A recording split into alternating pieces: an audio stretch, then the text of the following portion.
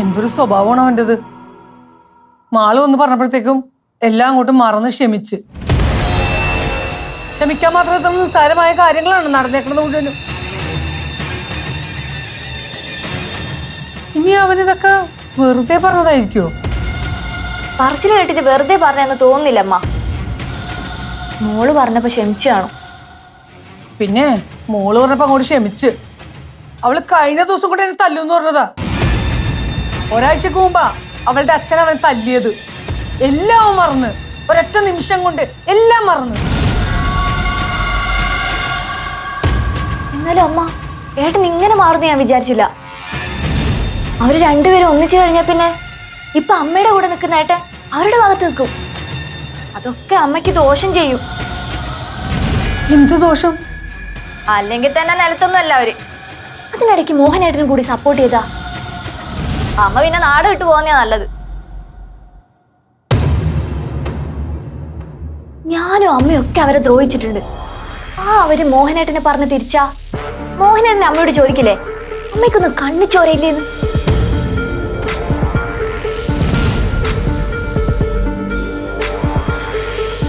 അങ്ങനെയൊക്കെ സംഭവിക്കുമോ? സംഭവിക്കില്ല എന്ന് പറയാൻ പറ്റുമോ? ആ, അതും ശരിയാണ്.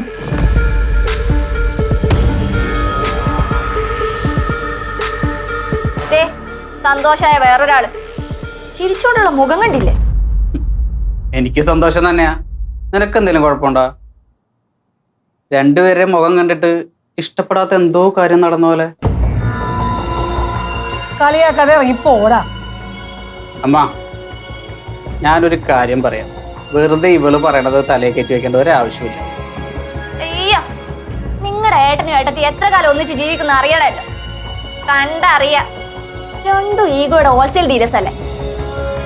കൂടിപ്പോയാ 2 ദിവസം, അതിനിടയ്ക്ക് രണ്ടും അടിച്ചു പിരിയും. നിന്റെ വായിൽ നല്ലൊന്നും വരില്ലേ? എന്റെ വായിന്ന് ഇതൊക്കെ വരും. നന്നാവാൻ നോക്കടി. ഇതൊക്കെ ഇവിടെ നിന്ന് കേൾക്കണേക്കാ നല്ലതേ എങ്ങോട്ടെങ്കിലും പോണതാ. ഓ, ഇഷ്ടപ്പെട്ടില്ല. അമ്മ, ഞാൻ സീരിയസ് ആയിട്ട് ഒരു കാര്യം പറയാം. അമ്മ സൂക്ഷിച്ചോ. എനിക്കത്രേ പറയാനുള്ളൂ.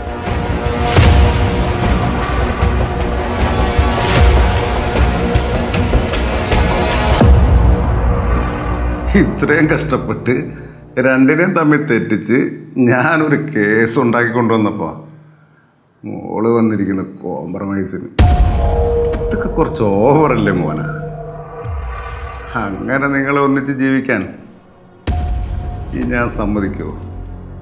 അങ്ങനെ എങ്ങാനും സംഭവിച്ച പിന്നെ ഈ നാരായണ വക്കീലിനെ എന്തിന് കൊള്ളാം മോന?